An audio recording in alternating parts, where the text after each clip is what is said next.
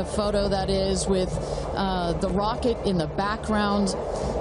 Again, all of this is very tightly choreographed, and we want to make sure that they do this quickly so that they can get back in the ravines, go back around the circle to the base of the tower. At that point, we're going to get them into the elevator that will take them up to the south tower. That's the one in the background.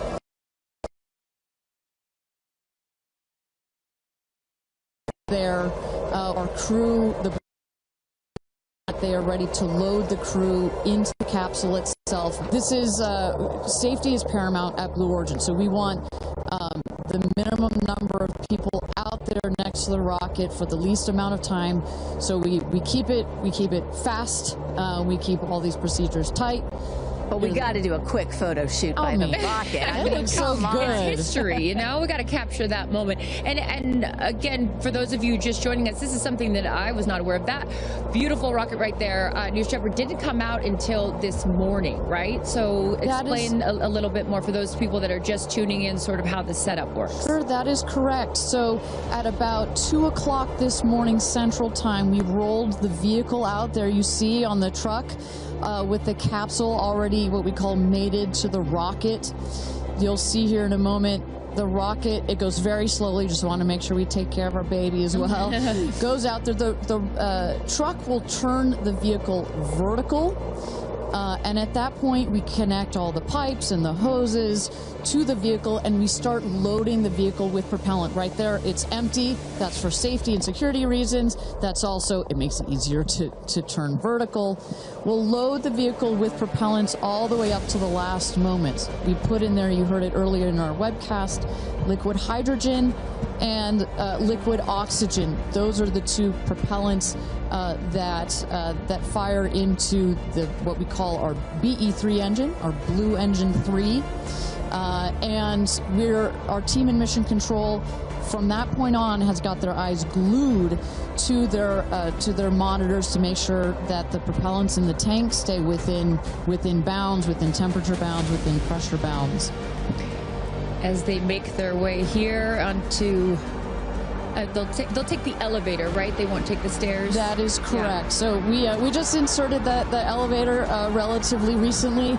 It makes it a little bit more comfortable as you're going up to the top of the tower. You know, we're at about 3,000 feet above ground level in altitude up here in a dry, dusty desert.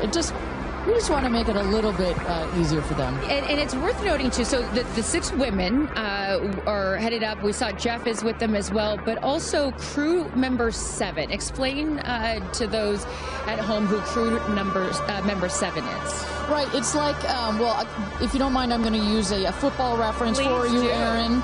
And we come, I called you Aaron like your girl. Sorry. Oh, my goodness. I know. Oh, my goodness. So it's like the 12th man. There's 6 crew members that are going obviously in the capsule, but nobody from Blue Origin will be in the capsule. It'll be the crew member 7 that has been training them. We saw Sarah Knights as the second driver in addition to Jeff Bezos. And then, a little confusing, we've got a second crew member 7 who is going to be on Capcom, or capsule communicator. Today, her name is Laura Stiles. She will be the person that is in our astronauts' ears, communicating with them, making sure everything's going okay, also telling them, hey, this is when you can unbuckle, and this is when you can... That's her right there. That's Sarah Knights right there, exactly. And now we are looking at what? So now the crew, as well as you see Jeff Bezos there, have gone into the safety shelter, and we're gonna wait there. You see Sarah Knights on the right. She's gonna just communicate with the Blue Origin team that is at the other tower just next to the rocket to make sure that everything is set and sorted for them to do their final load. This happens very shortly here. We clock it at about T-minus 35 minutes, but we'll only do it when we're ready. And in case some of you are wondering what a safety room is or why it's there, it's, again, what Ariane was talking about. You want to keep these astronauts as safe as possible for as long as possible. Of course, they'll be safe when they actually get in the rocket, but just in case case anything were to go wrong. We had the chance to go inside this room a few days ago, and it is, I mean, is it a bomb-proof room? Do you want to say that? I mean, it is. It is. Yeah, and you feel it when you're in there. You're like, oh gosh, now this feels real. Yeah. And after going up that elevator, you know, for us, I think that's the moment where we weren't even going into space, and all three of us were like, whoa, okay, it gets real serious. Yeah, but I love the access that we obviously have in being able to see these women before they go up. For those of you just joining us, we are T-minus 34 minutes to launch for NS-31, Blue Origin's 11th human flight. As you can see there, a little live look in as them saying some words before they take off. So I know that we had started to expand upon it and then took a shot of the astronaut. So what will they feel? Sort of walk us through the physical part of what they'll experience, Ariane, once they are in the capsule. So once they're in the capsule and they're ready for takeoff, first they'll hear the engine when it ignites. It sounds like a pop. Everybody, you know, listening will also hear that. It sounds like a pop, and the engine roars. We hold the rocket down for about 7 seconds. Make sure it's all ramped up. And during that period, that can actually be one of the most, frankly, nerve-wracking times, because you start to, if you're in the capsule, you start to see the glow of the flame.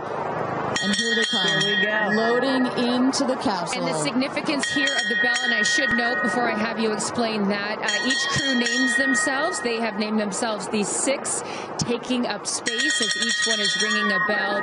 And the significance of that is what, Ariane? This is one of our traditions. All astronauts throughout history in various programs have had their traditions. For us, we always want our astronauts to ring the bell. Above there, you see, light this candle. Those were the last words that Alan Shepard said right before he went to space. Alan Shepard, of course, the namesake of our vehicle. He was the first American into suborbital space. And we just like to let the stars know that we've got some people heading their way. Absolutely. As they load in, I will...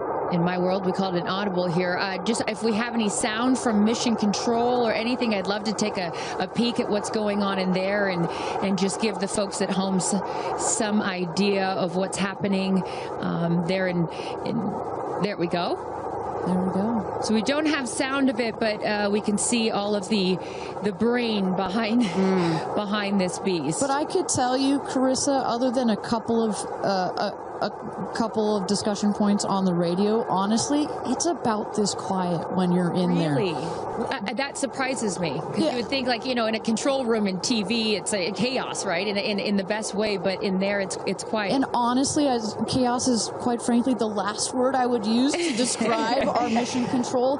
This team, they're working through very specific procedures on a very specific timeline.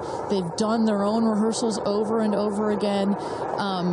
We also want to keep the communication line open if anything, you know, if anybody's got to call it out. But it is a very well choreographed team we've got. And, you know, when folks are wondering, you know, what exactly 2 days of this space flight, done rehearsals and dry everything that you're seeing here. They practiced over and over getting inside this capsule, strapping themselves in. And, you know, one of the biggest things that they have to remember to do is when they get those, remember, they only get 4 minutes of weightlessness, 4 precious minutes. They have to unbuckle and then buckle back in at the exact right moment. So those are some of the things that they're learning to do and practicing while they're training in that building right behind us. As we look at New Shepard 31, the 31st mission, the 11th human flight here for Blue Origin. We are T-minus 30 minutes. Carissa Thompson, Kristen Fisher, Ariane Cornell with us, and Tabitha Lipkin at the tower. I am going to be leaving here in just a few minutes. I'm going to go to fallback 3, an area. Then I will wait for the capsule to land. I'll wait for the recovery team to come out and then bring you interviews from each of our astronauts as they arrive back here on Earth. I cannot wait for that. again, we've seen them load now into the capsule, and I just would love, you know, some more play-by-play, Ariane, of sort of what now this process looks like, as it's all new to me. And for any of you that are also joining us for your first launch, welcome. And now we'll let the experts tell us what's going on. So you saw them loading. You saw them loading into the capsule. They are getting into their seats. They're getting into their harnesses. It's a 5-point harness, so clicking them all in. All right, we're hearing that Capcom right now. Sorry to interrupt you, Ariane, which is short for Capsule Communicator, and ready to do the astronaut comm check. So let's take a listen. Laura Stiles has the mic.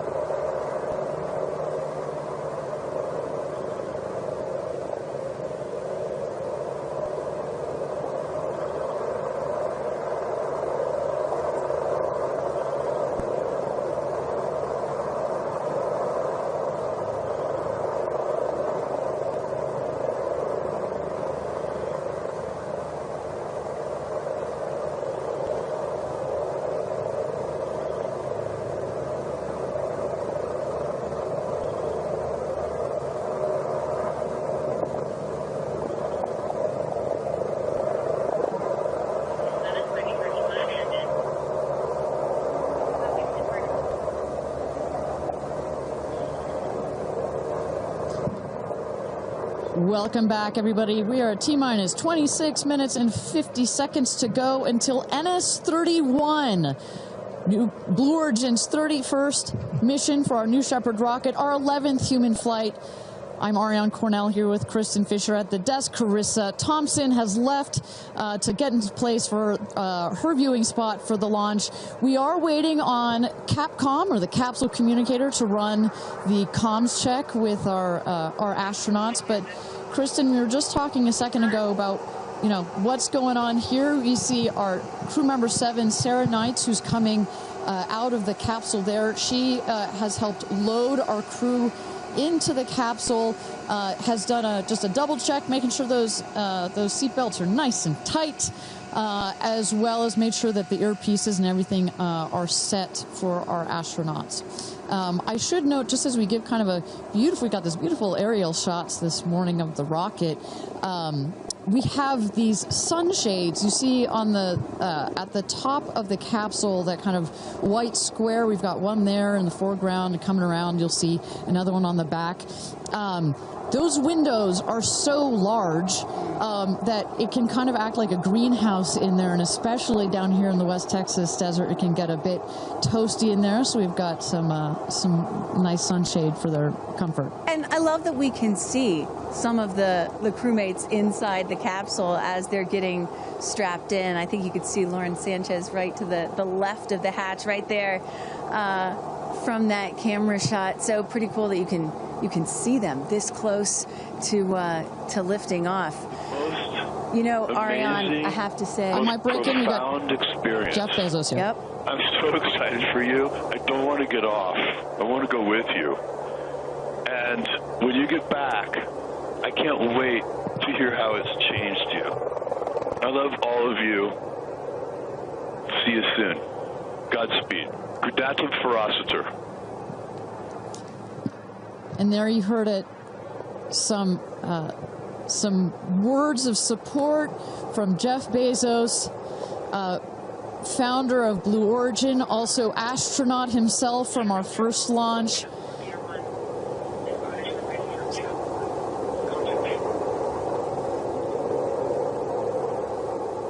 So, of course, Lauren Sanchez is Jeff's fiance, one of her supporters. But as we mentioned before, we've got lots of friends and family that are supporting the rest of the astronauts here. They are out at the viewing tower. Let's turn it over to Tabitha. Tabitha, have you had a chance to chat with some of the family members out there? You know, a lot of friends and family have come out here, and it is an exciting vibe. I am standing by with two women who need no introduction. And Chris, I have to start with you. What is it like to be here, and what brought you all the way out here to this launch? Well, Lauren and Jeff, we're here to support our girlfriend and our friends, and I never thought that we'd be talking to you from a space launch. For sure. So this is a really unique experience, and we're just so honored to be here to support them and watch this amazing part of history. And I'm so proud of her.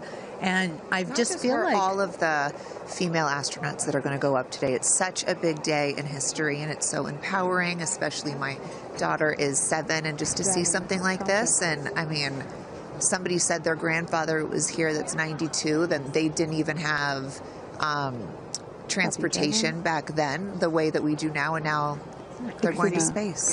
It's pretty amazing. That's Aisha's grandfather. 92 came all the way here. That's where the story, I was like, I heard this story, and you know, he had no airplanes, nothing back in his day. Now he's seeing his granddaughter go into space. That's a beautiful thing. It's really incredible. And how does it feel also to be able to share this with multi-generations within your family? It's really something. It's just Kim keeps writing us because she was supposed to be here with us, and she's studying for law school, so she had a big test that she had to take. Again, something I'm very proud of, but she just keeps calling, going, I have such FOMO, tell me every minute of it. So it's very inspirational, and just super proud of the girls, every one of them. And it's a very brave thing to do, and I think it also just says something, like Chloe said, to my 13 grandchildren. Yeah. And what can you say to that too, for your children? Oh, I just think it's really whatever you dream of is in our reach, especially in today's day and age. And dream big, wish for the stars, and one day you could maybe be amongst them. That's so beautiful. And just before I send it back, any last messages to the astronauts before they take off? I think just great luck. Be present. I mean, I'm so excited. I love the messaging that we keep receiving from the staff here at Blue Origin is don't film it through your phones, look through your eyes, be as present as possible. They will supply all the content that we need and to give to our families, but I love just being in the moment. Yeah, same.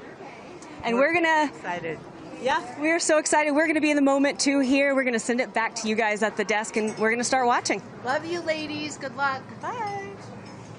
We had no idea that Chris and Chloe were going to be here, and we're about to be interviewed by Tabitha. So that was a nice little treat. They sure look the part, you know. Oh, they're ready for their day out here in Texas. I love it. Yeah, and you know, for those of you watching, we're really in the middle of the desert. We're a solid 2-hour drive from El Paso. And as you were saying yesterday, Ariane, you know, you really get the sense like you start in El Paso, and the more you get out here, you do start to feel like you're on another planet. I mean, it's got quite a moonscape, Marscape vibe. And our guests that are here today, as we just saw in Chris and Chloe, are dressing the part. Well, so let's bring it back to the real stars of the show, our astronauts. And one of our astronauts that we haven't heard from yet is Gayle King. She has obviously a lot of emotions going into this flight. Let's hear what she has to say from this interview with Tabitha Limpkin just a couple of days ago. When I made the decision to come, there were only 3 people whose opinion matters to me the most. Favorite daughter Kirby, favorite son Will, and Oprah. That's my kitchen cabinet.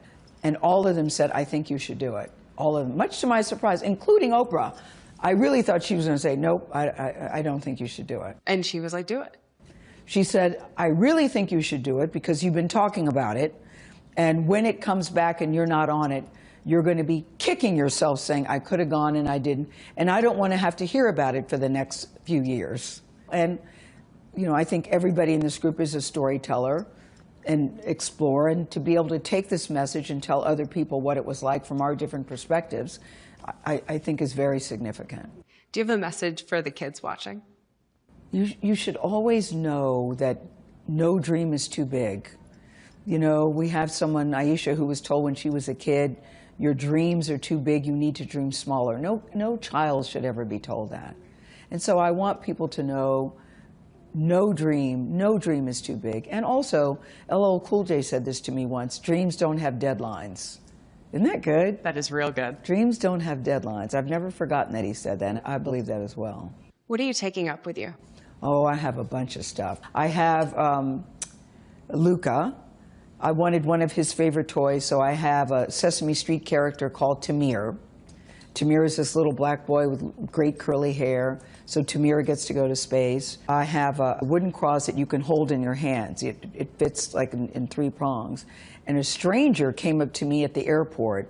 She said, I always hear you talk about being a nervous flyer, and I wanted you to have this. And so if you're ever on a flight and you feel nervous, take it out and hold it. So whenever I'm flying, I have this with me. Also, I just noticed, what is this on your wrist? So Jared, who's one of our jib operators at CBS Morning, his daughter, Denise, who's 7, made this for me. And she came into my makeup room and said, I made this for you. Someone else gave me Astronaut era. That's pretty great. Space Sister, Amanda just gave me this. I mean, so I feel that I feel I'm pretty well protected. Absolutely. I will say this, as excited as I am, I'll be very glad when we come back down. I will be very, very, very glad about that. Well, clearly we heard Gayle there and prior to coming down here in Texas, nervous and excited at the same time, but one of the things I like about this is that she just makes it real, you know? Regardless of who you are, this is a nerve-wracking experience, and the fact that she's so authentic about it, but also, more so, she is stepping so far out of her comfort zone. I think that in its own right is extraordinarily inspirational. I think most people would feel the way that Gayle is feeling right about now. If you're about to launch into space. You know, one of the things that I find so refreshing is that, you know, back in the early days of human spaceflight, you had the Mercury astronauts, and they were all white male military test pilots, and they all had to have the right stuff. You could never talk about nerves or being nervous or your feelings or stuff like that. That was the wrong stuff. But now, in 2025, it is the right stuff to be like Gayle King and talk about those concerns and fears and excitement that you have before launching into space like that. And that really shows you just how much the human spaceflight experience has changed over the last half century or so. And that really is what today is all about. I know there are some people watching this or who have heard about this who are thinking, why should I care about people going into space, you know? Katy Perry, a famous pop star. Why should I care about that? And the reason is, it's missions like this that really begin the process of opening up space to everyone, for all of humanity. That's what today is about. And I think we have to, it's not just about today. Today is very, very important, but I think also one of the reasons that I love working at Blue Origin is we think in very long time scales, right? I honestly feel like I'm working at a company that will be here in at least 100 years. And that's how we think about space flight. Oh my gosh, look at that cute little kid. She is ready to go to space too. Aww. I absolutely adore that. But we need to be here precisely for kids like that, you cannot, I'm a firm believer that you cannot be it if you can't see it. And that's what this flight is for. It's about inspiring women. Oh, look, talk about inspirational women. Several female astronauts in that group right there. How many astronauts do we have there? I see 4 or 5? At least 4 or 5 and counting. It's a tight group that's only going to get bigger of those female astronauts there. You see Kelly Girardi and Cyan Proctor. I see Emily Calandrelli, Sarisha Bandla. I mean, just an incredible group of women that have gone to space already. And after today, in just 15 minutes, we are going to be adding 6 more to that group. It's getting close, Ariane. It is getting close. So with that. Thank you again, everybody, for joining us for NS-31, our 11th mission, human spaceflight mission to space here. We are at T-minus 14 minutes and 30 seconds, just to give you a little bit of a preview of what is to come. At about T-minus 10 minutes, we are going to have the go, no-go poll. We're going to throw it back to mission control audio. And basically what that is we go through each of the important subsystems, and our flight director, shout out to Michelle Christensen, our flight director, our first female flight director at Blue Origin. She is going to lead that poll, and we're going to go to each one of the groups and say, are you ready to go for this flight? Is your subsystem ready to go for this flight or not? And they will go around the room, and with the final go, no, go, it will be game time here in West Texas for this launch. Look at that. Now, this child is a little younger than you were when your parents went to space. A little bit older. Oh, excuse me, a little older, pardon me. Yeah, because I was just 15 months old when my mom flew in space. And, I think about what it must have been like for her to be a first-time mom and training for her first space flight all in 1 year. And she was a part of NASA's original first 6 women astronauts alongside Sally Ride. Of course, it took them, those first 6 female NASA astronauts, 2.5 years for all of them to fly into space. Now, today, Blue Origin is going to send 6 women into space in a single day. I mean, that's pretty cool right there. Incredible perspective. Also that, was your mom like just 6 months? You were just 6 months old when she started training? She was assigned to her first space flight when she was 8 months pregnant with me.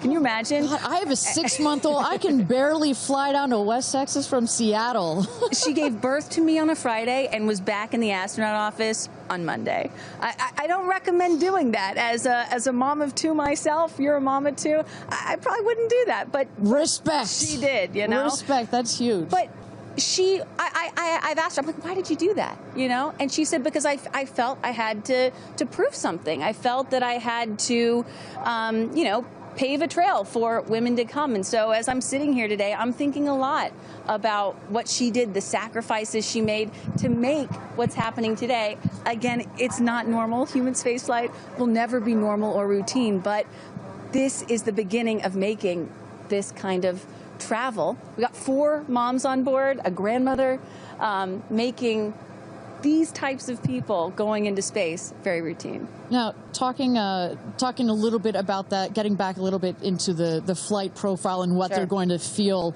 as part of this now routine flight. So the 6 astronauts are currently in the capsule right now, all strapped in, ready to go. Their audio is working. We are waiting for the T-minus 10 here for the go, no go poll. At T-minus 0, you guys are going to, all of us will hear the pop. That's the ignition of the BE-3 engine. It holds down the rocket for about 5, 6, 7 seconds. Inside the capsule, they'll start to see the glow of the flame, and then they will lift off. They will take off. They are in a somewhat reclined seat, and they'll start to feel the G-forces on their body. And so kind of like sitting in a car that's accelerating, it pushes you back against the seat. That's the same here, except they're going up. They will accelerate to they'll have 3 Gs. So here on Earth, we're at 1 G. When you accelerate to 3 Gs, so like if you're 100 pounds, it feels like you are then 300 pounds. But Kristen, That's crazy. It's crazy. But in that reclined position, it's dispersed across your body. Bad. It's not as bad. It kind of feels like a weighted blanket. Oh. And then it nice eases and cozy. up. It's nice and cozy as it gets nice and dark. I'll take a weighted blanket right about now. But they're not, don't worry, it's going to get nice and dark, but there's no sleeping on this. They are going to have the most incredible view out of those windows. The capsule will separate from the booster. That's when they're going to feel weightlessness. They'll get the about 4 minutes to unbuckle, enjoy the weightlessness, enjoy the insane views out of those windows. They'll buckle back in, come back through the atmosphere. That's actually when they're going to have the peak G-forces. They peak at about 5 Gs. Which is kind of counterintuitive. You wouldn't think that you would feel the max G-forces on the descent, but that's when you do. But that's when you do, and it's kind of like, because you're coming back through the atmosphere, right? It's thin up there, you come back through the atmosphere, it's thick. It's kind of like diving into a pool. It kind of goes boosh against you at 5 Gs, but then it eases back up, and we deploy the parachutes, and they come floating down at about 10 to 15 miles per hour for a nice soft landing here in the desert. At the last second, there's an air cushion that comes out. Go. Booster. Here's gonna go, Paul. Go. Ground. Go. Inco. Go. Safety. Go. Capcom. Go. Engineering. Go. This is the flight director. New Shepard is go for launch. Booster, commence terminal count. Protocol flight. Yeah, baby. Go for launch. My favorite words. It's getting real. T-minus 8 minutes and 51 seconds. Until our 11th human space flight, the first all-female crew flight to space. All 6 of our astronauts are loaded in the capsule, waiting for just 8 minutes and 30 seconds to go here. Now, Kristen, we just kind of walked through the flight profile, what it's going to feel like for our astronauts.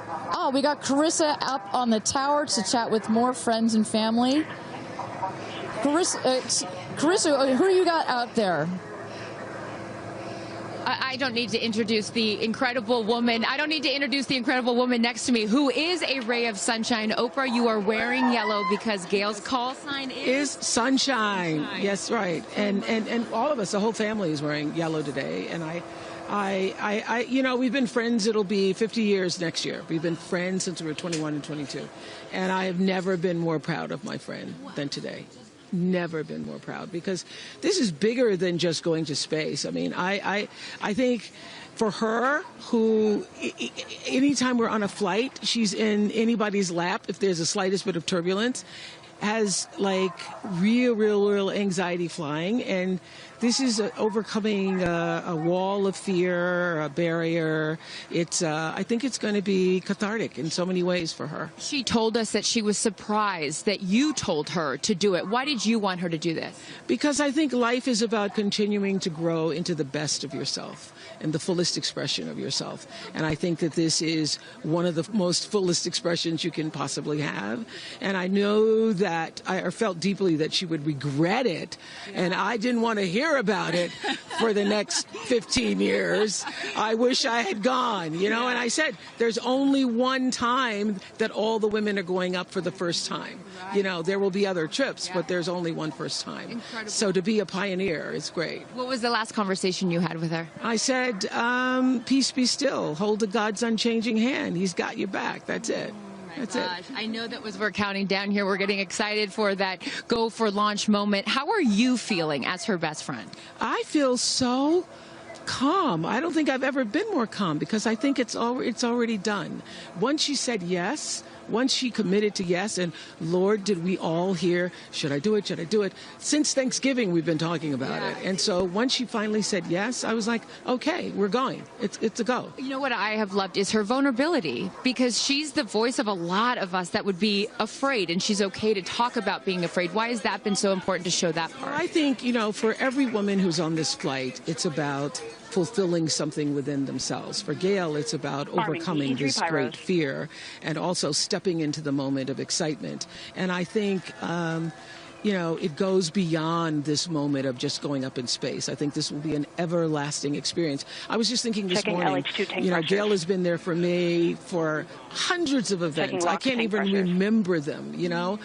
But you will never forget this day. None of us will ever forget this day. Well, thank you for being here, for her, for us. I mean, this is just, it's a historic day, and it's only fitting that you are here front and center as a ray of sunshine that you are, Miss Oprah. Thank you so much. Thank you so much. No time. You're next, you know. I'll send it back to you, Ariane. Thanks, Carissa. Wow, to see Oprah down here. No, I'm not besties with Oprah, not yet anyway, but if Oprah told me to do anything, I would do it. I don't think Gayle had a choice after Oprah said, girl, you got to do this. She had to do it. Ariane, we are under T-minus 5 minutes until these ladies hopefully launch into space. And, you know, you were just talking about what these women are going to feel when they launch. But let me tell y'all watching what we may hear, because we have one of the most famous singers on the planet on board, and there is a chance that we will get to hear the audio inside and hear what these soon-to-be astronauts are saying and possibly singing while they're weightless. So I can't wait for that moment. I'm also hoping she comes down to Earth and does like either a Fireworks Part 2 or E.T. Part 2.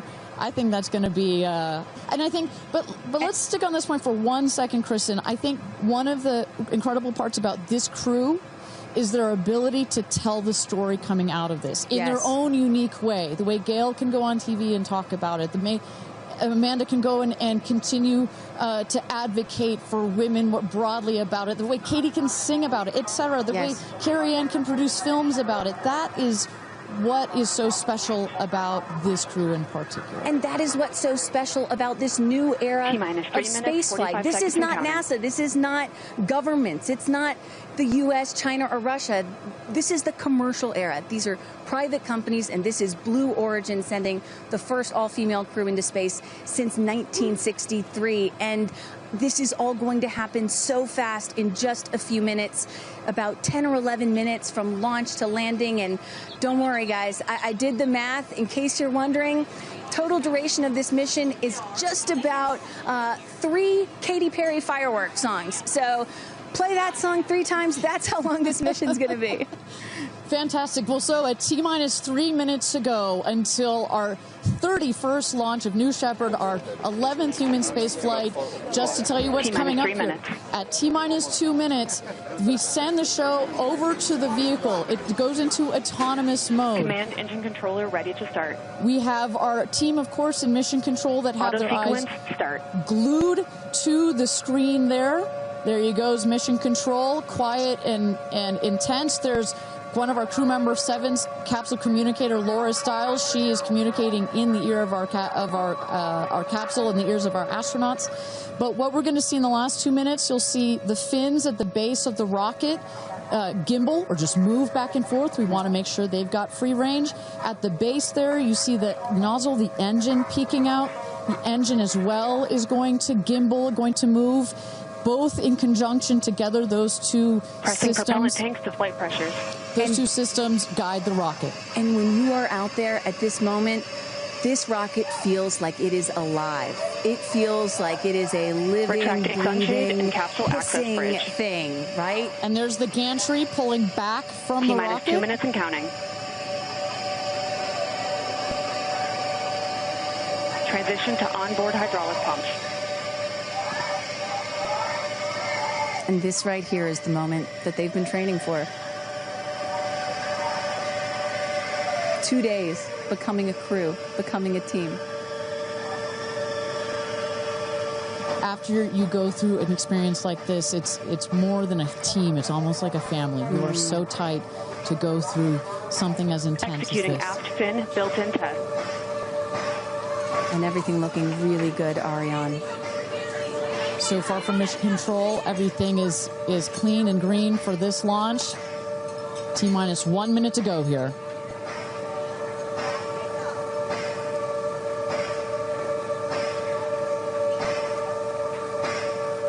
Engine thrust vector control built-in test in work. Vehicle is now on internal power. So in a moment here, we'll see those, what they call the bit checks, the built-in test checks. As you mentioned, Kristen, inside the capsule, you know, as you said, this is like a bridled beast. This thing wants to take off. Switch to onboard helium. Here we go. Good luck and Godspeed, ladies. We're cheering you on from Let's planet launch Earth. this Thrust rocket. termination system is armed. T-minus 22 seconds and counting.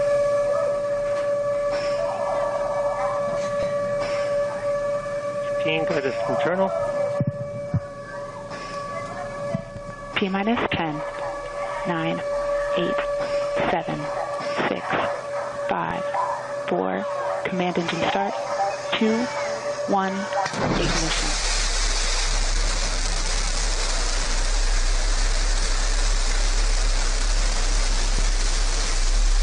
Liftoff.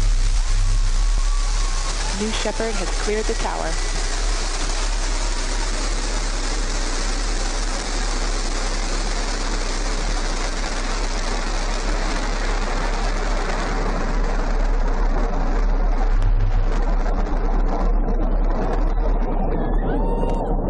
Flight. 6,000 feet climbing.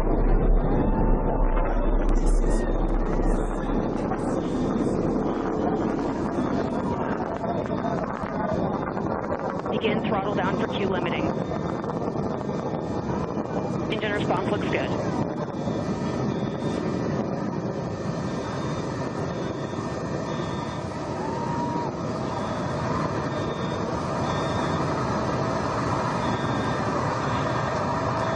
Max Q, maximum dynamic pressure. Mach 1, vehicle is supersonic. Engine back up to full throttle. Supersonic, we have passed through max Q, maximum dynamic pressure. That's when the vehicle, the stresses between the atmosphere and the speed are at their maximum. So to punch through that is so important. You see the BE3 engines is firing beautifully. You see the stream of steam behind it. Those ladies right now are having an incredible view on their way to space. Passing through 80,000 feet, 1,300 miles per hour. You're going to peak at about 2,300 miles an hour over Mach 3, 3 times the speed of sound. Shortly coming up, we'll have MECO, main engine cutoff. We will turn off the engine, but the two craft, the capsule and the booster, will continue their ascent to space. Stand by, MECO.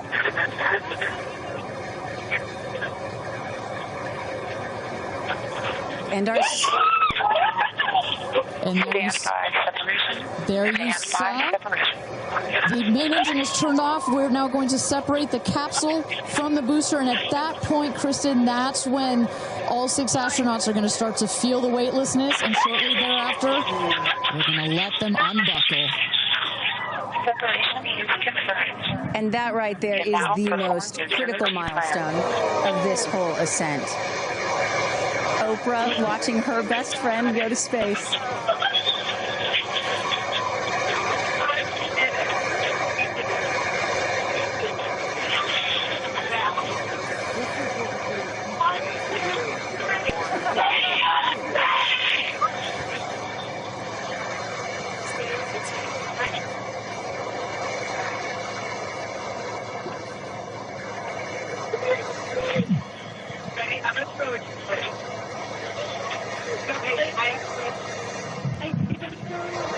And the two craft is separated.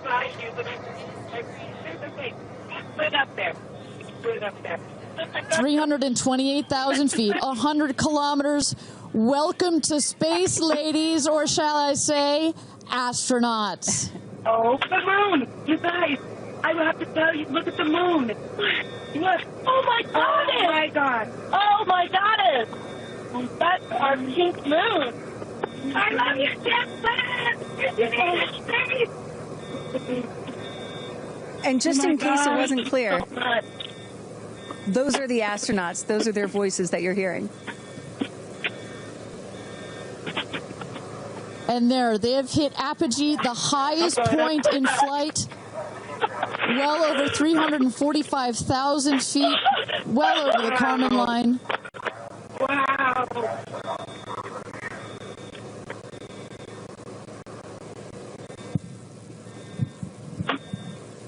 And at this moment, the astronauts have unstrapped from their seats. They are floating. They are weightless. They are experiencing zero-G for the very first time in their lives. And Katy Perry did say that she was going to sing in space. I'm waiting for it. Waiting for it. 1 minute warning. 1 minute warning. So that is Capcom indicating a 1 minute warning for our astronauts to take in those last views before they get buckled back into their seats. At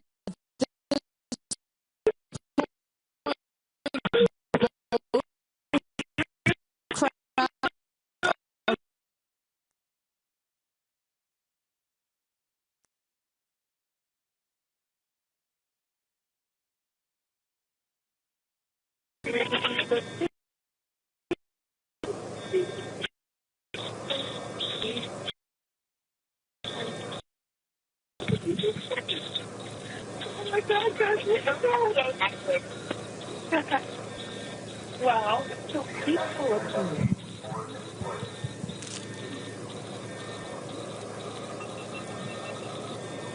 And you hear Dragon. Report status. Copy. Whip. Report status.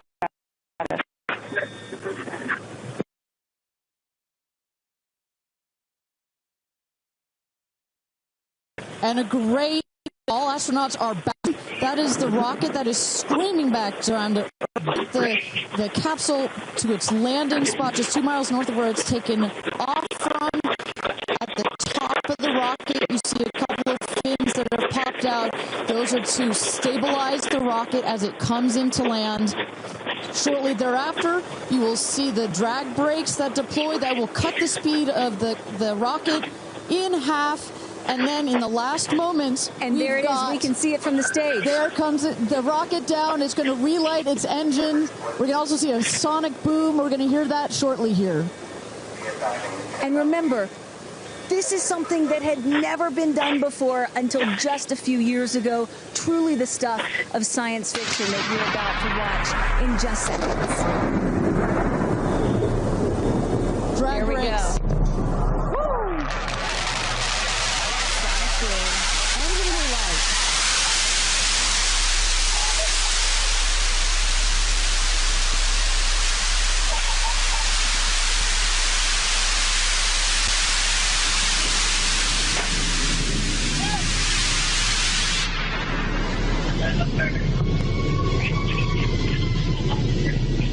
And booster touchdown, welcome home, New Shepard.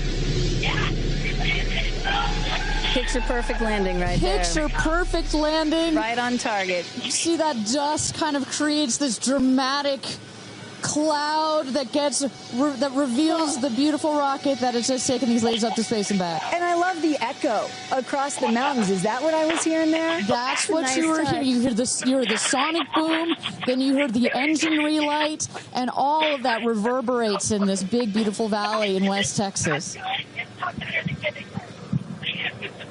Stand by, Drogue. Stand by, Drogue. All right, shortly here, we're waiting to see the drogue parachutes deploy from the crew capsule. Those are like the guide parachutes. There we go, the drogue parachutes. Just free-falling right there until those drogues came out. And then next will be the main parachutes that get pulled out. Hear that screaming inside the capsule? And all three parachutes reefing, and they will slowly inflate, slowing the capsule to a nice, smooth 10, 15 miles an hour. They are cruising back home. 3 good parachutes.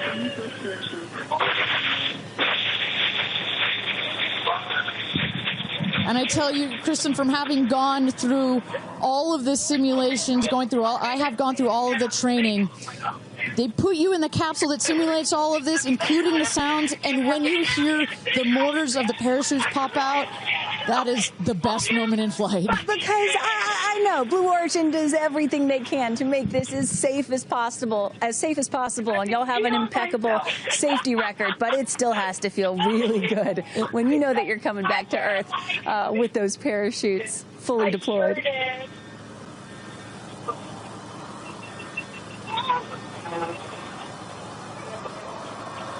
And we can see the capsule just over our shoulder here, going to be landing north and east of the launch pad, coming down softly and beautifully. 500 feet.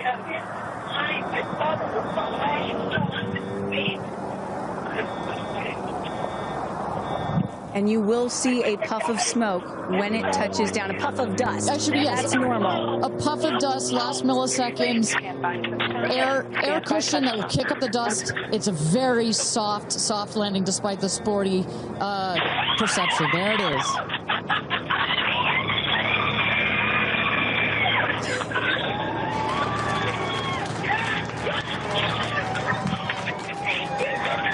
Touchdown. Congratulations and welcome back to Earth. Do status check. Double shot. Kristen, just some incredible images there. The capsule. Copy. Welcome back. Feather.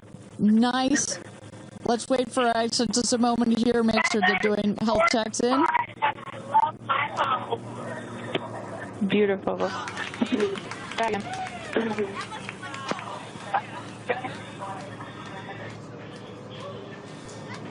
Yes, and as you heard it there, everybody seemed to be just as ecstatic to be back here, back on Earth. Everybody appears to be fine.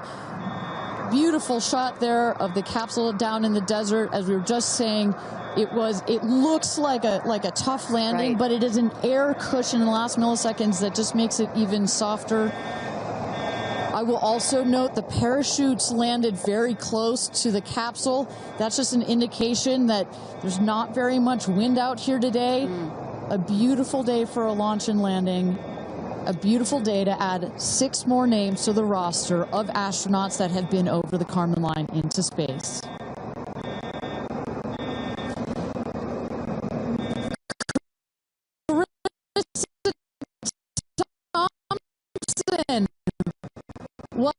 What's the view from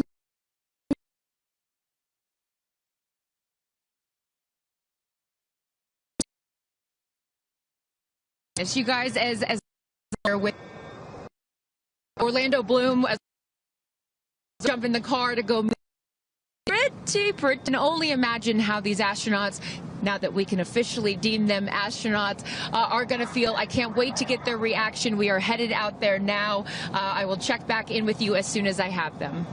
Sounds good, Carissa. And as everybody can see, she is those recovery crews are screaming out there. So we actually send them out as soon as we spot the capsule. And there's little Rose, Katie's daughter, who is just Daisy, excuse me, who has just seen her mother go to space and come back. I'm sure she cannot wait to say hello.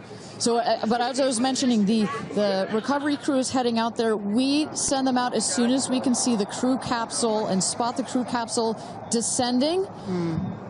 There will be at least 2 trucks that go out there. What you'll see is they will come around the capsule. We also have crew member 7 who's in there. She will run out, go around to each window, make sure that each astronaut is fine, and the recovery crews will safe the capsule before we exit the astronauts. You know, it's hard to pick a favorite moment, right? Launch, landing, it's all good. But the moment coming up might be my absolute favorite, right? It's the moment the recovery team gets out there, then all the friends and family, and we get to see the astronauts emerge from the capsule, and we get to hear what they thought from the last, 10 minutes or so that they were up in space. And I think one of my favorite things that I've ever seen in covering space, certainly with Blue Origin, was that moment for William Shatner, Captain Kirk, as he emerged from the capsule.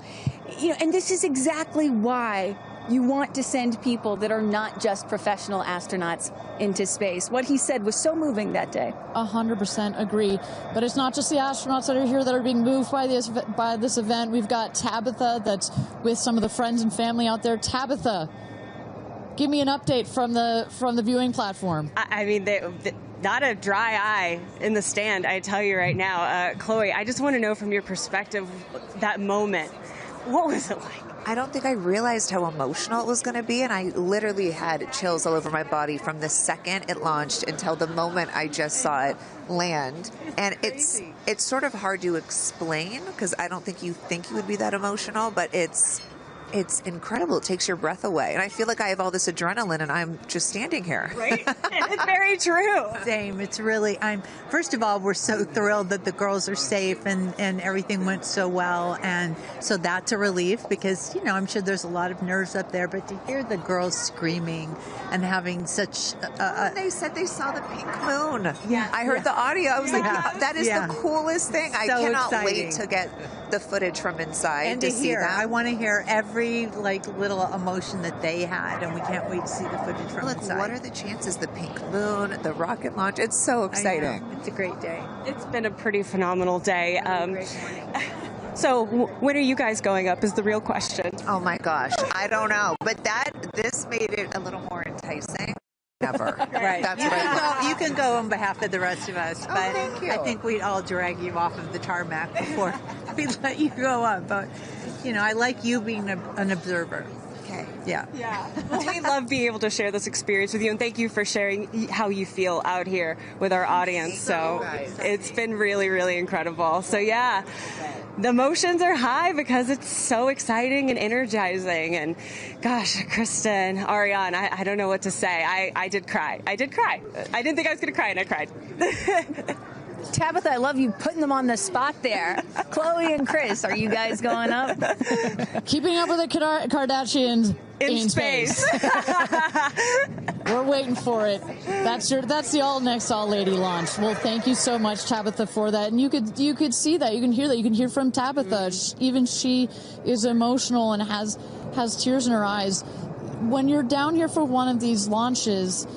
And Carissa, when we get her back on the line, I'd love to hear her thoughts on this. The intensity and the energy and the emotion out here, even though you're in this remote place, but it all gathers here in this valley, and it's really intense. No matter how many times, I've seen all 31 of our launches, it gets me every time. Well, anytime somebody says, I don't get it, what's so exciting about space?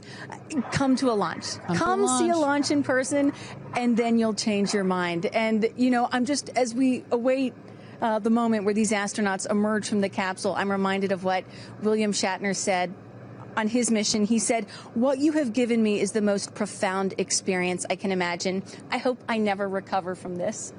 And I love that. I hope I never recover from what I just experienced. And one of the neat things about this is these women were not in space for several days where they had time to get acclimated to it. They only got 4 precious minutes of weightlessness. And so that high, that feeling of, ooh, I want more of whatever that was, is still so fresh. And you really get to see that when they step out of the capsule.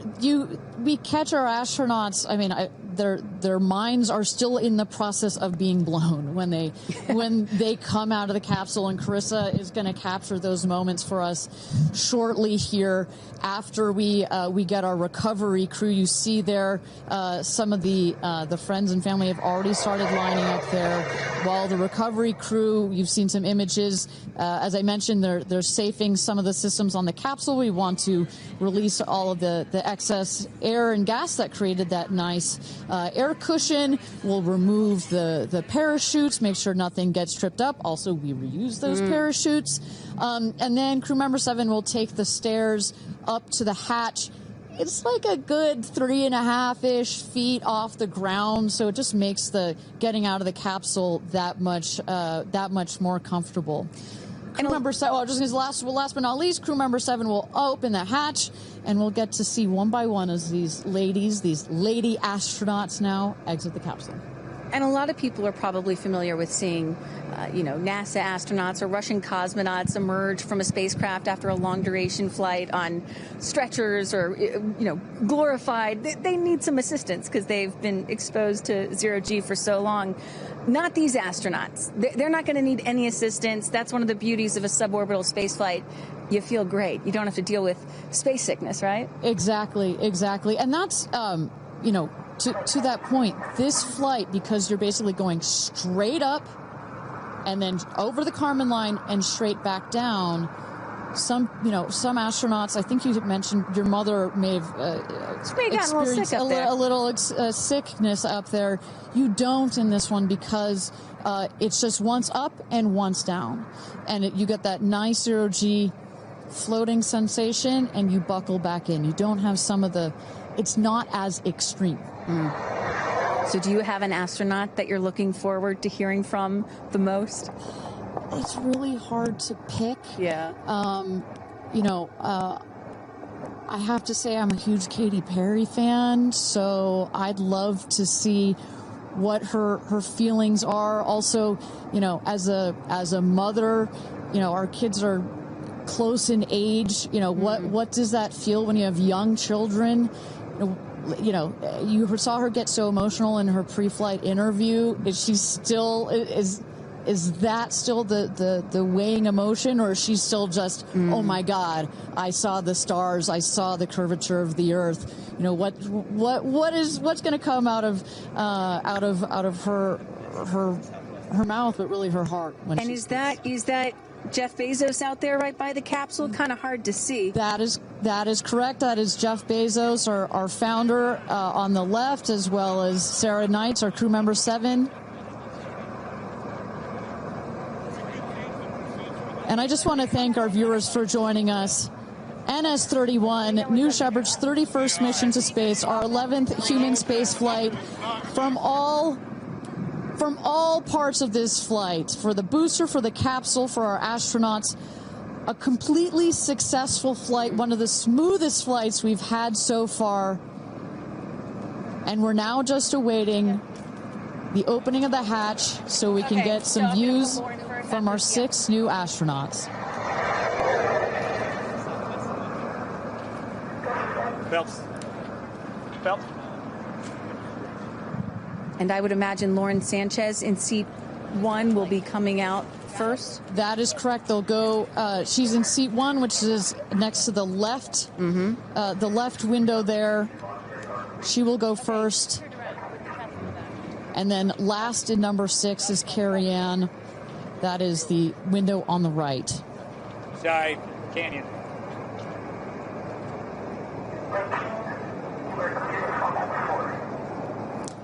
You see those vans arriving. Those are friends and family.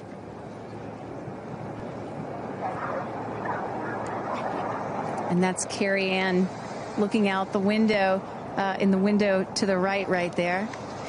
Lauren Sanchez on the left, and you really get a sense for just how big these windows are. I mean, when you're inside this capsule, it's almost as though you're getting a full 360 panoramic view. One of the cool features of this capsule, the largest windows of any spacecraft. So over a third of the surface area of this craft is windows, and that's on purpose. There were many meetings with our founder, Jeff Bezos, where our engineers brought him some windows. He said, nope, make them bigger. They come back, and nope, that's nice, but make them bigger. And what you get here, why is that so important? So many of our astronauts have said, when I got out of my seat, I looked outside my window, and I turned around, and I looked at the other 5 windows, and my brain created a panoramic view, a panoramic photo of it, because so much of the capsule is windows, and it makes for just an incredible experience. Sarah. Good? Okay, here we go. Yeah. Here goes Jeff Bezos to open the hatch.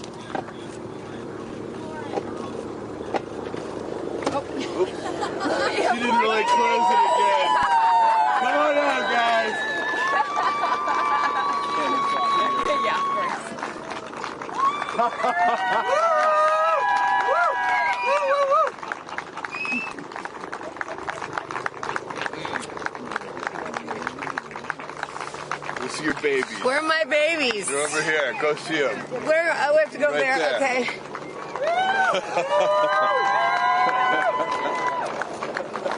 Katie! Woo!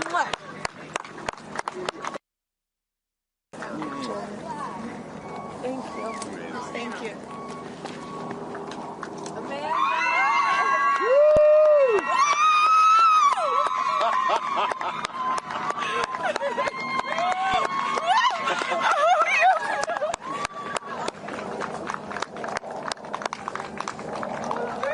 Aisha!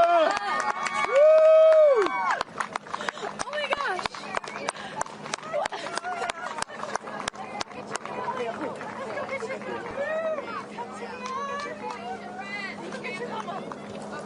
Gayle! I just have to have a moment with the ground. Let me just appreciate the ground for just a second. Thank you, Jesus. Oh my God. That was amazing. Gayle. That was amazing. I'm so proud. So proud of you. Oh my God.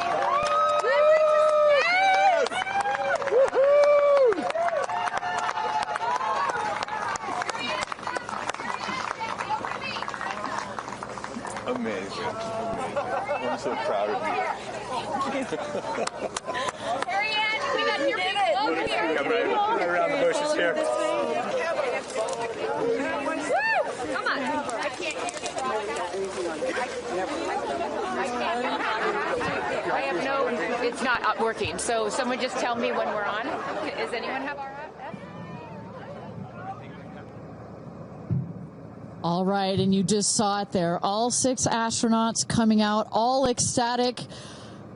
Katy Perry and Gayle King both kissing the earth.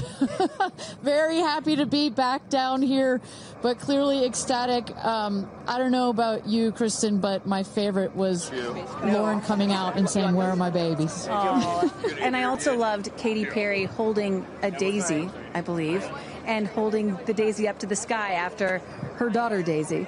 Sweet moment. With that, let's turn it over to Krista Thompson standing by outside the capsule. I don't really have words for it. Oh my God, Lauren, I want to cry just seeing you. I'm so proud of this crew. Like, I mean, Gayle, you know, we were just talking in the capsule, doesn't even have ear piercings. She's so afraid to do anything. And she got in that capsule, and I think, like, it profoundly changed her. I mean, for me, I can't put it into words, but, like, I looked out the window, and we got to see the moon. And it was pink. Was it pink? Full moon. It wasn't pink, but it was almost full. And Earth looked so, it was so quiet. It was just quiet. And is it what you expected? No. Better. Yeah. I don't think you can describe it. Because, you know what I was saying? It was like quiet, but then also really alive. And you look at it and you're like, we're all in this together. Like, that's all I could think about is, like, we're so connected, more connected than you realize, because you just see right here, you see, like, you know, states and all these things that, like, divide us, but we're not. And what is your emotion? What makes you emotional? Joy. Complete and utter joy and gratefulness. Like, it makes me want to come back and just hug everyone and be like, oh my God, we're in this together. Like, that's what this is. And Jeff had told you that it will change you more than you know, and I know you're only a few minutes removed from the capsule, but I can tell so already. Emotional. Yeah. Oh. To be this I'm like, I don't cry that often. So I didn't expect to be this emotional, but it's also all the love that was in that capsule, and all the heart and the feelings and all the things, and, like, seeing Jeff before I left, I just went, oof. Like, Yeah. you know, I had to come back. I mean, we're getting married. If I didn't come back, that would be a bummer for me. Only you, by the way, would say this to me. You said, Jeff, if you don't want to marry me, you don't have to send me to space. Don't have to send me to space.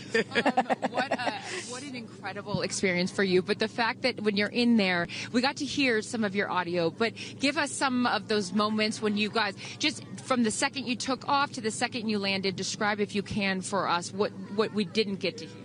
It was a feeling of joy and camaraderie. It was a feeling of gratefulness. It was a feeling that we're doing this. And, you know, Alan Shepard, I told you about this, did this same exact flight. And he became the first American in space. And 6 women just did the same flight that he did. Oh, I just want to keep hugging you. It's really cool. Yeah. And I hope that more people get to see this, because I feel, I don't even know how much it's going to change me. And I want to thank the Blue team. I mean, look at them. I mean, they work so hard to make sure this vehicle gets up and safe. And I'm so proud of you. I'm so proud of you. It's one thing to say you're going to do it. It's another thing to actually do it. And I know there's a phrase in your family that life takes off on the other side of fear.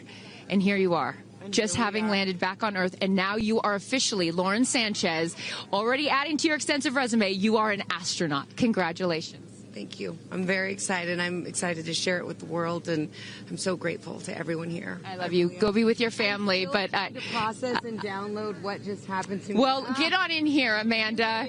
Someone that can now articulate exactly how Lauren is feeling. Lauren being so candid about overcome with emotion. How are you feeling? I know, Amanda, this has been a dream of yours, a long-awaited dream, and now it is finally official. You are an astronaut. Congratulations. Thank you so much. You know, I usually have nice words to say, but in this moment, I just want all survivors to know that you can heal. No dream is too wild, and that if it's so wild out there, like going to space, you can absolutely make it through, and it can absolutely be possible. You mentioned to us prior to going up, you said that you needed to go to space to heal. I know you're only a few minutes removed from this incredible experience. Do you feel healed? You know, I had a zero-G indicator that I didn't know if I would bring, and I ended up bringing it. Okay. And explain for the folks at home that don't know what that means, what it is that you're holding. Yes, the zero-G indicator is something all astronauts have that floats once you hit space, lets you know you're there. I brought a promise that I wrote to myself. I've talked about that. And share for what is this right here? Yes, and this one I didn't know if I would bring, but I ended up bringing it and floating it, and it's the hospital band from the day. And I got to honor her today, and I'm so grateful to the thousands of people, the engineers, the scientists, just everyone who has made this a reality. And you also have written here, I know that you had this on your laptop, right? Yes, that's right. And this is my zero-G indicator, a promise I made to myself that if I were to pause my astronaut dreams and fight for rights, that one day I would return to her. And it says, never, never give up. Well, those dreams are no longer on hold. You are finally an astronaut. Congratulations. Enjoy this moment with your family, and thank you for sharing it with us. Thank you, Amanda. Kerianne, you said to me yesterday, you said, when I get out of that capsule, I'm going to be an emotional wreck. And I think what I will just say, for anyone that has never had the great privilege of being here, this is my first time at a launch, and it is very emotional. Describe, if you can, how you're feeling. I have almost no words. It was the most incredible experience of my life to be up there and see like such vast darkness in space and look down on our planet. The moon was so beautiful, and that was like, I felt like that was a special gift just for me. I'm so sorry. No, don't apologize. Are you kidding? You just went to space. You just went to space. This is it. Like knowing that everyone I loved was standing down there looking back up at me, and I just hope that these types of experiences, clear a path for everyone to be able to do that. You told us a beautiful story about your son when you told him you were going to go to space, and that, get over here so I can hold you, and that he went back to school and he was all excited to tell his friends that his mom was going to space, and they said, your mom can't go to space. Moms don't go to space. Well, guess what? This mom just went to space. Congratulations. You are officially an astronaut. And I know you're wearing a very special necklace from an incredible group of people that you hold near and dear to your heart. What would you like to say to them watching? I'm wearing a few necklaces today. My dear friends threw me a blast-off party and gave me this feather, which obviously represents the Blue Origin logo. And it felt so special to have it close to my heart. And in space with me. And I feel like it helped me take all of them with me on this journey. Yes. Well, I will let you go enjoy this historic moment with your family, and thank you for sharing it with us. Congratulations. You're an astronaut. Gayle, get on over. I'm still floating. I can't believe it. I cannot believe it. I'm so proud of you. And I know that I speak for the collective, because you have been so honest. You've been so vulnerable. And I spoke to your best friend prior to you taking off, and I asked her why it was so important for you to do this. And she said, she said, so she didn't have to hear you say, I wish I would have done that. That's so true. But now, Gayle King, you are officially an astronaut. How do you feel? I still can't accept that word, but I will say, I can't even believe what I saw. When somebody calls this a ride, this was not a ride. What happened to us was not a ride. This was a bona fide friggin' flight. And our instructor, we were so well prepared. So every noise we heard, we knew. But the flight instructor said that I am her best success story. Why? Because she's never had somebody go through the course who's terrified of flying. Everybody who's gone through the course is somebody that it's been a lifelong dream. They wanted to do it. So she said, I'm her best success story. I'm so proud of me right now. I still can't believe it. I still can't believe it. I was just going to say, prior to the launch, you said that you would be so proud of yourself if you went through with this. Yes. And you did. What was the best part, Gayle? It's oddly quiet when you get up there. It's really quiet and peaceful. And you look down at the planet and you think, that's where we came from? And to me, it's such a reminder about how we need to do better, be better. Do better, be better human beings. And what do you mean by that? Processing. Well, it's so nasty and so vitriolic nowadays. And I mean, if everybody could experience that peace that we had up there, and the kindness and what it takes to do what we did, all the people that it took to get us up there and get us back safely, I'll never, ever, ever forget. And when we were up there, have you talked to Katy yet? I have not. Okay, no. When we were up there, after zero G is very difficult. All the training about this is how you get in the chair and this. I look like a friggin' moose getting in the chair. It was like, just let me get in the chair. Let me get the seatbelt on. But, we had a very do this. How would you describe it? It's very difficult because you're floating. But the best part was when we got back in our seats after zero G's, Katy sang "What a Wonderful World." She did? Isn't that nice? Oh, come on. She sang "What a Wonderful World." I see dreams. Oh, yes. Oh. Because we'd been asking her to sing all the time, and she wouldn't. And then, because everybody said, sing roar, sing fireworks. And she said, it's not about me. I wanted to talk about the world. Wow. Isn't that nice? You got to ask her about that. That's really special. And when Lauren got out, she was overcome by emotion for a lot of reasons, and rightfully so. But she spoke to the group and how close you guys have all become because of this experience. How would you describe the camaraderie that you guys now have together? I would say that we are forever bonded, because you can't go through what we went through to look out for each other, to help each other, and not be changed by that. It really is a true. People throw the word around, but it really is a true sisterhood. Mm-hmm. But it speaks to how we were set up for success. The training was so, I can't stress this enough. The training was so friggin' good. We were set up for success. And it went exactly as they told us it was going to. Mm-hmm. Every boom that you heard, the drones, the drogues coming out, the parachutes coming out, it went exactly as they said. Are you glad you did it? I am glad I did it. I am glad I did it. Yeah. I am very glad. I have no regrets about doing it. What would you say to people watching right now that are scared, that are fearful of anything? What would you say to them? Well, I just said I'm stepping way out of my comfort zone because this is so not like me. I said up there, I might now get my ears pierced. I've always been afraid. Which is great. I love that you've never had your ears pierced. No, even Hootie at the training center. You don't have your ears pierced? I go, because it hurts. Oh, my gosh. But I mean, for people that are afraid, Eleanor Roosevelt once said, courage is doing something that scares you, but you do it anyway. And I stepped out of my comfort zone in a way that I never thought was possible for me. Mm-hmm. And now that I've done it, I really do feel I can take on anything. Anything. Wow. Anything. Congratulations, Gayle King. You are an astronaut. Thank you, Chris. I am so excited for you. I'm so excited for you. And I'm going to go with you to get your ears pierced because I want to get another hole right here. Go enjoy this with your family. Thank you so, so much. Aisha, oh my goodness. Congratulations. Congratulations. You are officially an astronaut. How do you feel? Also, how do you look perfect after just going to space? I mean, my goodness. I will never be the same. I mean, when you get up there and you see the Earth, and it's so beautiful, and it just fills the screen, and it's not just your window. It's like everybody's window, and there's no boundaries, there's no border. There's just Earth. It's incredible. You know, Gayle is so honest that this wasn't her dream, but this was a dream of yours. How do you feel now that you just achieved it? Like I picked the right dream. And when we landed, I said, Exuma, I'm good, Blue Calm, but I'm ready to go back. Wow, really? Yeah. What was the best part for you?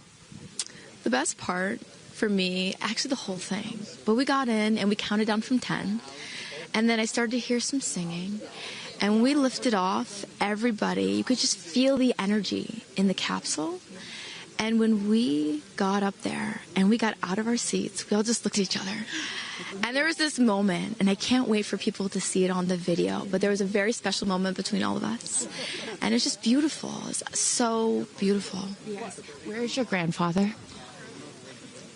Your 92-year-old grandfather, who I know you were so excited to bring. What did he say to you when you got out of this capsule and got to see him for the first time? He said, I was really worried for you, but then Oprah squeezed me. Oprah has a way of making us all feel just a little bit more at home and a little bit calmer. I know your father is watching down on you, and he is your angel. What do you think he's thinking right now in heaven? I think he was like, woo! To have the opportunity to have flown his star in my flight bag and to have a perspective that very few people get to have of Earth, I just feel a renewed connection to everything in life and where we are, and I can't wait to go back out there and pour what I've learned into the world.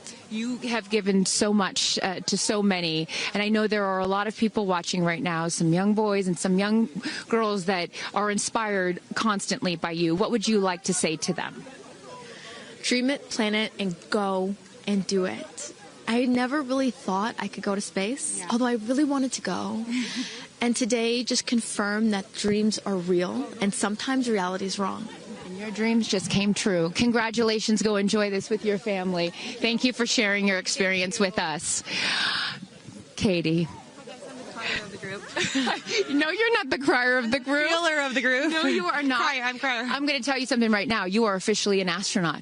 Thank you so much. How do you feel? I feel super connected to love. So connected to love. I think this experience has shown me you never know how much love is inside of you, like how much love you have to give, and how loved you are until the day you launch. We had these incredible shots of Daisy watching you as the rocket, it'll make me cry, as the rocket's going up, and she was so proud. Just kept saying, Mommy, Mommy. And I know you'll feel the same way when you watch it. And you brought a real-life Daisy up. That's it was right. important for you, not only because it's your daughter's name, but why else was that important to bring it? Daisies are common flowers, but they grow through any condition.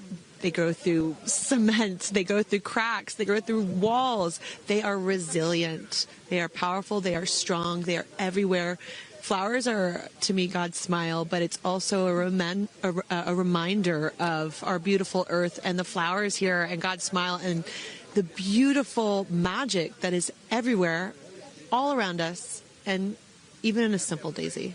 So to really appreciate it and remember it and take care of it and protect it. Gayle shared with us the song that you sang when you got up there. What a wonderful world. Why was that important to sing that particular song? I've covered that song in the past, and obviously, like, my higher self is always steering the ship, because I had no clue that one day I would decide to sing a little bit of that in space. But I think that it's not about me. It's not about singing my songs. It's about a collective energy in there. It's about us. It's about making space for future women and taking up space and belonging. And it's about this wonderful world that we see right out there and appreciating it. This is all for the benefit of Earth. You have done so many incredible things in your life, selling millions of records, selling out stadiums. Where does this experience rate for you? This experience is second to being a mom. Wow. Yeah, that's it. And that's why it was hard for me to go, because that's all my love right there. And I have to surrender and trust that the universe is going to take care of me and protect me, and also my family and my daughter. Because, like, I am full up from being able to get that gift of being a mom. And to go to space is incredible. And I wanted to model courage and worthiness. Mm-hmm. And fearlessness. You did. You said you wanted to go to space for the fearless women in your life as well, your sister and your mom. Yeah. What was their reaction when you got to see them after you got off the capsule? I have only seen my mom, and I was like, "Are you okay, Mom?" She just knew. She knew. She was totally okay, and I'm sure she was speaking in tongues underneath her breath, as she does all the time. She would do that for anything else, but definitely today. But she was so super confident. My mom, she has this thing where she can see. I mean, even down to the name of, like, the capsule being tortoise. I know you spoke to all of your fans about that the capsule's named tortoise, the feather on the side, that, you know, the symbol of Blue Origin, all of those gave you confidence that this was the right thing for you to do, correct? Yeah, because I just asked for a sign from the heavens, from my angels, and they're like, well, here's the feather, which is what your mother calls you, and if that's not enough, the capsule's named tortoise, which is your second nickname that your mother calls you. And I'm like, okay, I'm going. Yeah. I got the message, and I'm gonna get the message. Before I let you get back to your family, I just have to ask you, describe for us, because you're so brilliant at putting, you know, words together and describing moments that we can all appreciate later. How would you describe the moment when you took off and then the moment you landed? The moment, I mean, it is the highest high, and it is surrender to the unknown, trust, and this whole journey is not just about going to space. It's the training, it's the team, it's the whole thing. I couldn't recommend this experience more. This is like up there with all the, you know, different tools that I've learned in my life, from meditation to the Hoffman process. This is up there because what you're doing is you're like really finding the love for yourself, because you got to trust in yourself on this journey, and then you're feeling the love when you come down, for sure, and you're feeling that strength. So I feel really connected to that strong divine feminine right now. By the way, you're such a badass. I love that the month of April, you're like, I'm going to space and I'm launching my tour. I mean, it's really incredible. Now I know I'm asking this question for your fans. Will you write a song about this experience? Oh, for sure, 100%. And not only that, I got to reveal my set list for the tour on a butterfly. How apropos. Incredible. Just flying in space. I don't know if anyone's ever in space. I don't know if anyone's ever done that before, so I'll just... Well, there's a lot of things that you have done first. You are now officially an astronaut, and let me just tell you, on behalf of everyone here at Blue Origin, our webcast, and everyone, all of these individuals that put this incredible thing on, congratulations. Thank you so much. Thank you for sharing your experience with us. Is it 10 out of 10. That's my review. 10 out of 10. You There definitely you go. go for it. 10 out of 10. Thank you, Katy. Congratulations. All right, you guys, so many fun moments that we'll continue to see as we get the footage. But I'm going to send it back to you and let these incredible astronauts enjoy their time with their friends and family. Thank you so much, Carissa. Wow. Kristen, I mean, 6 inspirational women in their own right. Eloquent. I could not be that eloquent coming down from space. You know, you heard Katy Perry saying 10 out of 10, but number 2 experience only to being a mother. What were some of your takeaways from what we just heard? You know, Gayle King used the word sisterhood. I'm feeling the sisterhood today. First all-female crew to space since 1963, and that was a solo mission, Valentina Tereshkova. And I'm with an all-female broadcast team here at Launch Site 1 in Blue Origin. Ariane, it has been a complete honor to work alongside you. It has been such an honor to watch all of the things that these women and their loved ones have said about what this experience means to them, because I am a firm believer that if you don't understand why people come out here to watch a space flight, it's just because you haven't seen a launch yet and you haven't been a part of this experience. And I truly believe what we witnessed here today is something that will continue to open up spaceflight and this experience for all of humanity and our little ones at home. 100%. You know, I said it earlier. You can't be it if you can't see it. And to see these 6 women go up and the roles that they have played before, but I can't wait to see the roles that they play afterwards in their way of telling this story for the world to hear, to experience, to see.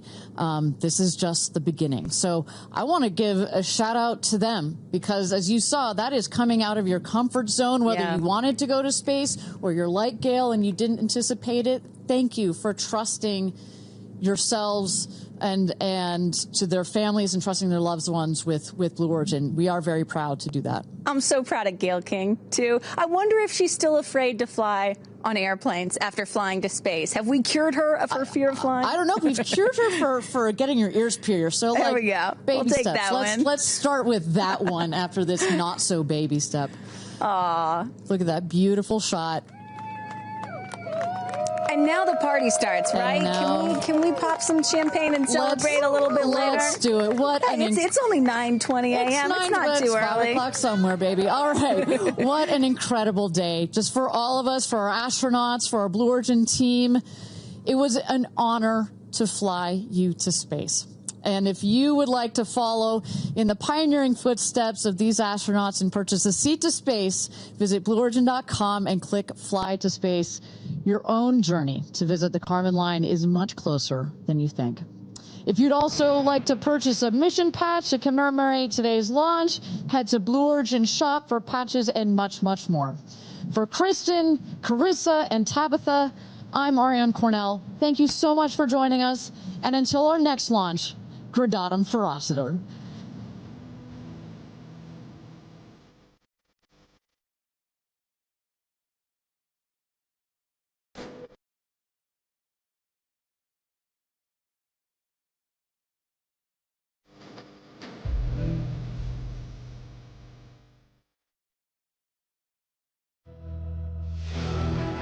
Have you ever dreamed of going to space?